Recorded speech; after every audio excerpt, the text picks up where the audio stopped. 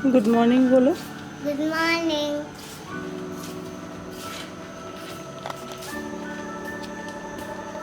क्या कर रहे हो? घूम रहा हूँ।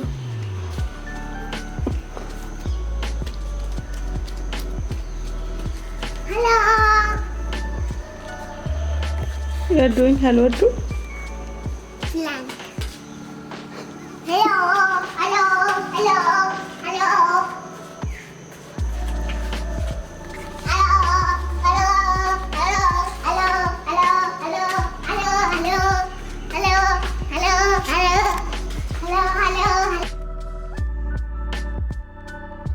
जनरली शुरुआत मेरे प्लांट्स से ही होती है। मैंने घर के हर पॉसिबल कॉर्नर में प्लांट्स लगा रखे हैं। या तो मैं उनके सूखे पत्ते निकालती हूँ या फिर उन्हें पानी डालती हूँ या फिर सिर्फ उनकी सिंपल ग्रोथ भी मुझे बहुत फैसिनेटिंग लगती है।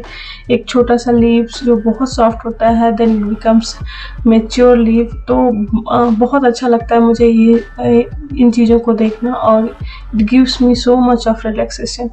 तो फ्राइडे नाइट को ही मैंने वेजिटेबल्स ऑर्डर कर दिए थे, तो ये सारी वेजिटेबल्स आ गई हैं। इनको डायरेक्टली बालकनी में रख दिया था।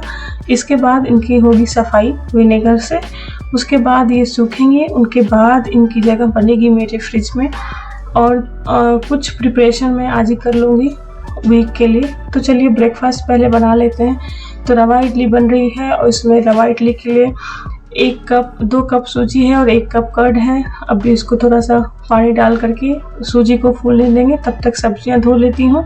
सब्जियों में मैंने 50 ml विनेगर डाला है 1 बकेट पानी में। अच्छी तरीके से डिप करके थोड़ा सा हाथों का यूज़ करके रगड़ करके सब्जियों को 15-20 मिनट तक छोड़ दूँगी विनेगर वाटर में ही। उसके बाद टैप वाटर से, एकदम रनिंग वाटर से उसको अच्छे से धो लूँगी एक एक करके।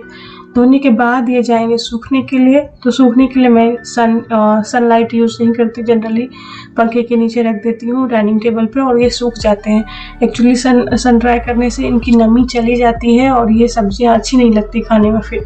तो इनको बस हल्की सी धूप आ रही है सुबह की और पंखा चला दिया है और यहीं पे ये 1 घंटे में ड्राई हो जाएंगे। जब तक ये ड्राई होते हैं तब तक मैं दूसरा काम करती हूँ। चलिए बना लेते हैं सांभर। सांभर के लिए थोड़ी सी सब्जियां वगैरह जो धुल गई हैं उनका ही यूज़ करूँगी। और सांभर में सबसे जो मेन इंग्रेडिएंट इमली होती है, उसकी जगह मैं ये कच्चा आम यूज़ कर रही हूँ। जनरली सांभर में मैं कच्चे आम वाला ही सांभर बनाती हूँ। तो सारे सांभर सब्जियों को कट करके कुकर में डालती जाऊंगी और साथ में दाल भी डालूंगी। और यहाँ पे here is my little champ who is helping मी।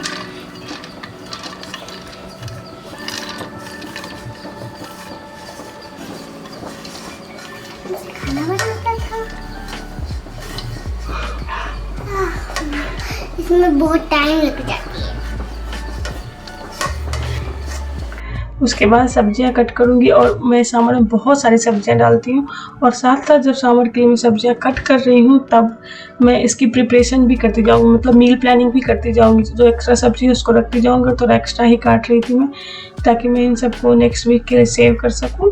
और उसके बाद इसी टाइम पे मेरी मील प्रिपरेशन एक्चुअली होती है। जनरली मुझे इतना टाइम 1 to 2 आवर्स का नहीं मिलता कि मैं सेपरेटली बैठ के मील प्रिपरेशन करूँ। तो जब ब्रेकफास्ट और लंच बनाती हूँ तभी थोड़ी थोड़ी प्रिपरेशन कर लेती हूँ 1-2 दिन के लिए। और मैं सब्जियाँ 1 वीक के लिए कट करके नहीं रखती क्योंकि इंडिया में बहुत जल्दी सब्जियों से मॉइस्चर चला जाता है, चाहे आप उसे फ्रिज में रखें या बाहर रखें। उसके बाद सांभर को मैंने सेट करके पकने के लिए छोड़ दिया है। अब बनेगी कोकोनट चटनी। तो छोटे छोटे कोकोनट को कट करके उसमें मिर्ची और थोड़ी सी इमली और 2 कप ये जाएगा रोस्टेड चना, ये मार्केट में आसानी से मिलता है। उसके बाद इसकी चटनी बना लेनी है। चटनी रेडी हो रही है तब तक हम इसकी तड़का लगा लेते हैं। तड़का मैंने दोनों चीज़ के लिए लगाया, चटनी के लिए भी और इडली के लिए भी। तड़का लगाने के बाद थोड़ा सा और पानी डाल करके बैटर को थोड़ा गीला करेंगे और इसमें डालेंगे नमक और मोस्ट इम्पॉर्टेंट बेकिंग सोडा डालना बिल्कुल मत भूलिएगा, नहीं तो इडली पत्थर इडली बन जाएगी। और जब तक इडली और सांभर पक रहे हैं तब तक मैं घर को ठीक कर लेती हूँ, बेड से चेंज कर देती हूँ, कारपेट वैक्यूम करूँगी। और here is my son who is helping me in everything. उसका खेलना भी होता है और मेरा काम भी हो जाता है साथ में।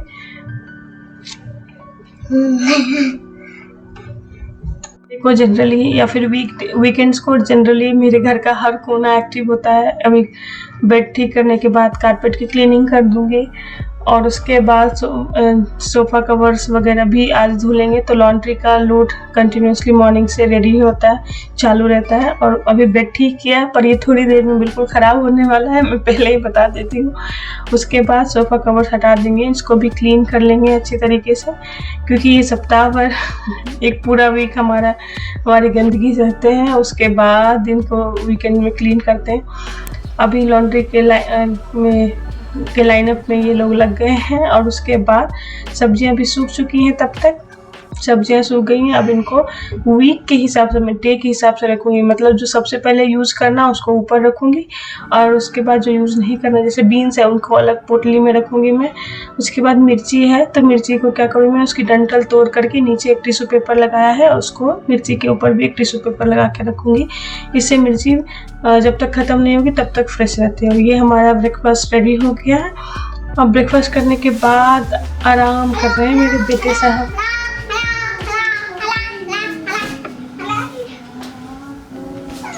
क्या कर रहे हो? अभी तो बेड लगाया था ना, क्यों बेड पे खेलो, नीचे खेलो ना।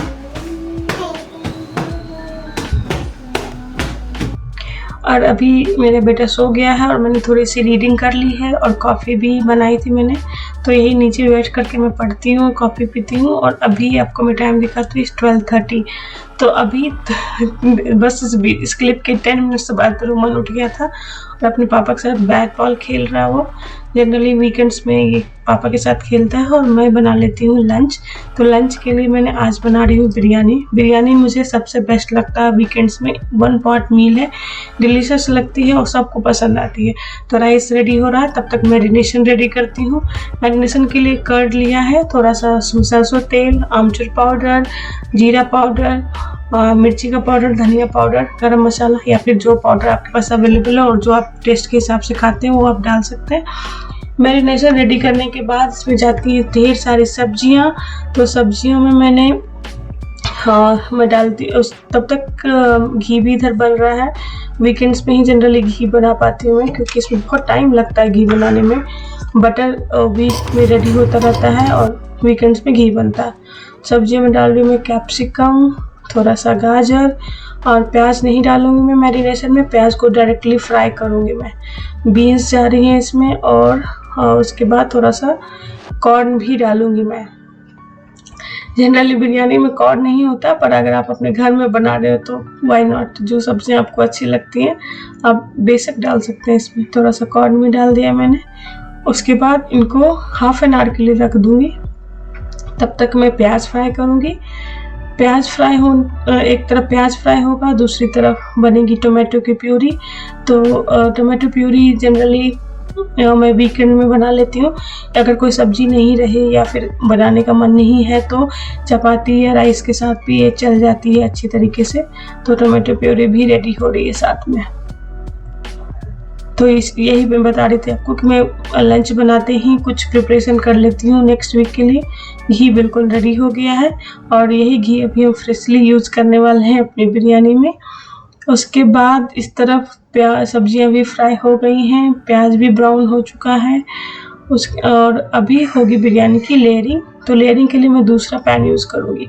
तब तक चलिए एक अदरक लहसुन का पेस्ट बना लेते हैं नेक्स्ट वीक के लिए। तो क्या करेंगे, अदरक लहसुन को ग्राइंड कर लूँगी मैं पहले एक बार। उसके बाद थोड़ा सा इसमें डालूँगी विनेगर। तो मेरे पास अवेलेबल था एप्पल साइडर विनेगर, तो उसका 1 टीस्पून मैंने बस डाल दिया है, क्योंकि क्वांटिटी भी ज़्यादा नहीं है। मैं ज़्यादा लहसुन अदरक नहीं खाती हूँ तो इसलिए नहीं डाला मैंने। 1 टेबल स्पून अदरक लहसुन का 1 टेबल स्पून विनेगर जाएगा और पेस्ट बनेगा। इतना अदरक लहसुन का पेस्ट मेरे 1 वीक के लिए इनफ होता है।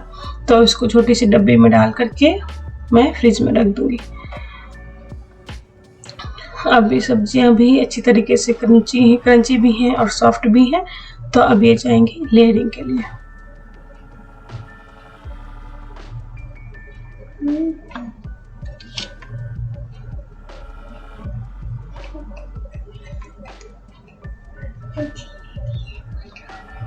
और उसके बाद जो मैंने बताया आपको फ्रेशली घर का होममेड घी, देसी घी घर का बनाया हुआ जाएगी बिरयानी में। उसके बाद इसको ढक दूंगी मैं। घी ऊपर से डालने से फ्लेवर बहुत अच्छा आता है।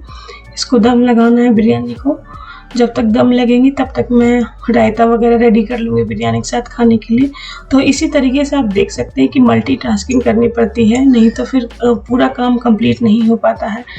और मील प्रिपरेशन, मेनू प्लानिंग बस वीकेंड्स में होती है और तभी होती है जब मैं किचन में होती हूँ। इस तरीके से मैंने सबके लिए बिरयानी सर्व कर दी। बिरयानी सबको बहुत अच्छी लगी थी और सबने बहुत एंजॉय किया। अगर आपको भी इस वीडियो में कुछ भी सीखने को मिला हो या कुछ टिप्स मिले हों तो इस वीडियो को ज़रूर लाइक करिएगा। ये मुझे भी मोटिवेट करता है और मेरे चैनल के ग्रोथ में भी बहुत हेल्पफुल होता है। अगर आपको ऐसे कंटेंट अच्छे लगते हों तो कमेंट में ज़रूर बताइए एंड चैनल को सब्सक्राइब कर दीजिए। Thank you for watching.